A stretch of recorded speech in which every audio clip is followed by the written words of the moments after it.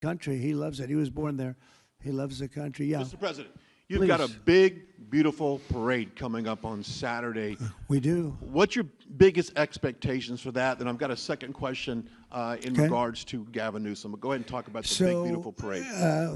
It's such a, thank you, Brian. It's such a, I think, important moment for this country.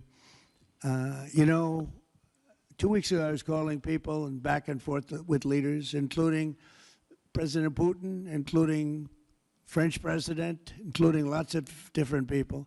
And all of them said, we're celebrating victory in World War II.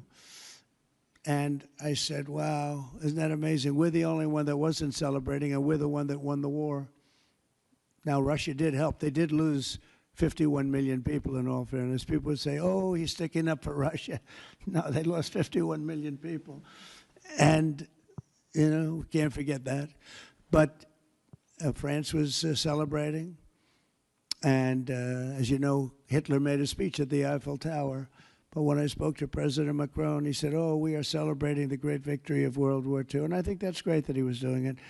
But we're the one that won it, and we weren't celebrating. I said to myself, you know, isn't that crazy? And I think it's time for us to celebrate a little bit.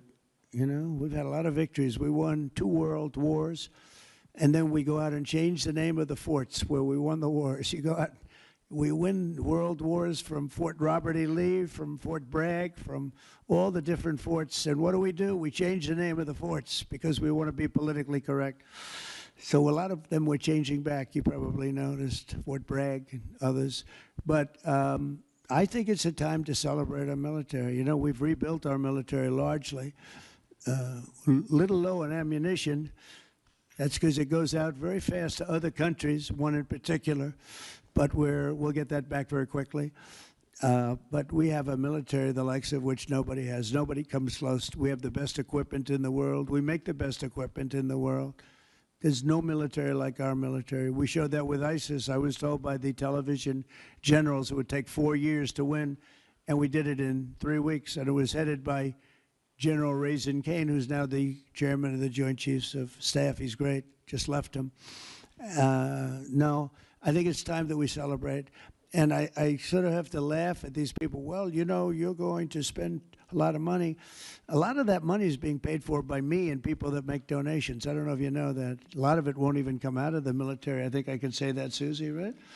We have people putting up money to do it. Not that it's necessary, because I think it's a great expenditure.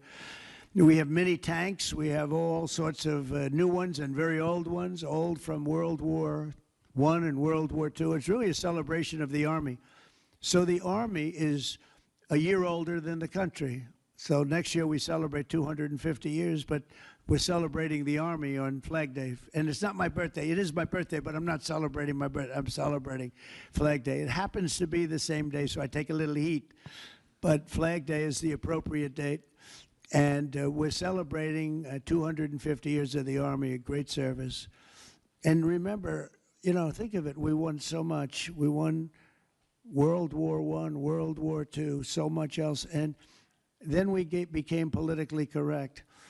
But I can only tell you that I was told that ISIS would take anywhere from 4 to 5 years, and we did it in 3 weeks. You were there, you watched, right? We have the greatest military in the world. Nobody can beat us. As long as we have our right leadership, nobody can beat us. If we have stupid people running it, like you had in Afghanistan, when you look at that, first of all, Afghanistan should have been an easy victory as a war, but we were so sad the way we fought it, so ridiculous. We fight not to win, but we didn't used to be that way. And we're celebrating, because I think the day in Afghanistan was the saddest period of time in the history of our country. That was a Biden mess with bad generals like Milley and others. They were bad. They were incompetent generals. I know all the good ones and the bad ones. We got rid of most of the bad ones. But it was time to celebrate, and that's what we're doing. So it's on June 14th, and it's going to be a parade the likes of which I don't know if we've ever had a parade like that. It's going to be incredible. We have even though it's the Army, we have a lot of those Army airplanes flying over the top, and we have tanks all over the place, and we have thousands and thousands of soldiers going to bravely march down the streets. It's going to be a beautiful day, I think. and we're going to celebrate our country. You spoke of leadership, and real quickly, speaking of Gavin Newsom, is he the right leader for California, considering how massive